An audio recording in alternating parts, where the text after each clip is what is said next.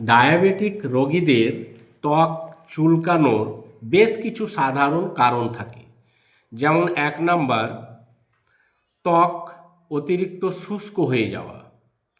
যখন রক্তে শর্করার মাত্রা বেড়ে যায় এবং অনেক দিন ধরে এ রক্তে শর্করার মাত্রা বৃদ্ধি থাকে, সেক্ষেত্রে হয় কি, এই রক্তে শর্করা বৃদ্ধি থাকার কারণে প্রস্রাব এবং ঘামের মাধ্যমে শরীর থেকে এক্সট্রা জল বেরিয়ে যায়, যার ফলে ডায়াবেটিক পেশেন্টদের ত্বক অনেক সময় শুষ্ক হয়ে যায়। আর এই ত্বক শুষ্ক হয়ে যাওয়ার কারণেও ত্বক চুলকানি হতে পারে। ২ নাম্বার কারণ হচ্ছে রক্ত সঞ্চালন কমে যাওয়া।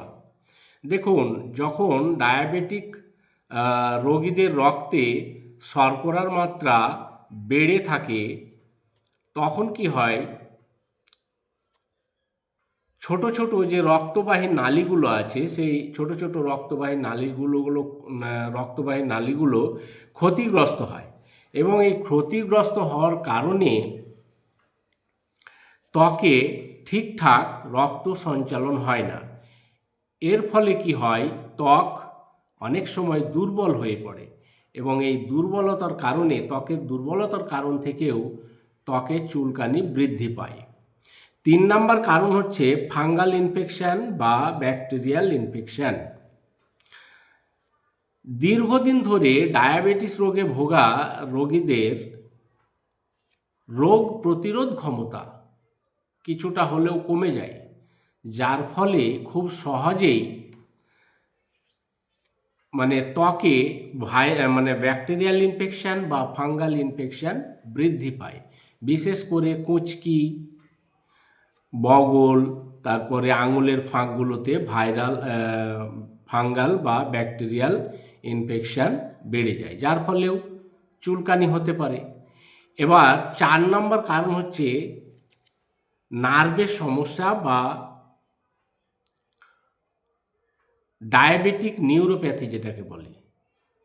দীর্ঘদিন ধরে ডায়াবেটিস রোগে আক্রান্ত রোগীদের নার্ভের সমস্যা হতে পারে, নার্ভ ক্ষতি হতে পারে। এই নার্ভের ক্ষতি হওয়া থেকেও ত্বক চুলকাতে পারে, ত্বকে চুলকানি বৃদ্ধি পেতে পারে।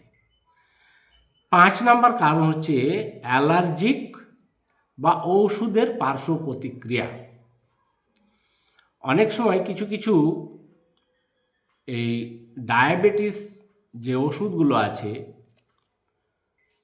সুগার পেশেন্টদের জন্য যে ওষুধগুলো দেওয়া হয়, তো অনেক সময় কি হয়, এই ওষুধের পার্শ্ব প্রতিক্রিয়া হয় এবং এই ওষুধে অ্যালার্জিক রিয়াকশান হয় এবং সেখান থেকেও এই ডায়াবেটিক রোগীদের ত্বক চুলকাতে পারে। এবার ডায়াবেটিক রোগীদের ত্বক চুলকানি বৃদ্ধি পেলে কিভাবে আপনারা এটাকে প্রতিরোধ করতে পারেন, তো নিশ্চয় কিছু উপায় করতে হবে। যেমন হচ্ছে যে রক্তে শর্করার মাত্রা নিয়ন্ত্রণে রাখতে হবে, ত্বক পরিষ্কার এবং ময়েশ্চারাইজ করতে হবে। তারপর হচ্ছে খুব গরম জল দিয়ে স্নান করা যাবে না। তারপরে চুলকানি বা ত্বক লালচে হয়ে গেলে ডাক্তারবাবুর পরামর্শ নিতে হবে। ধন্যবাদ।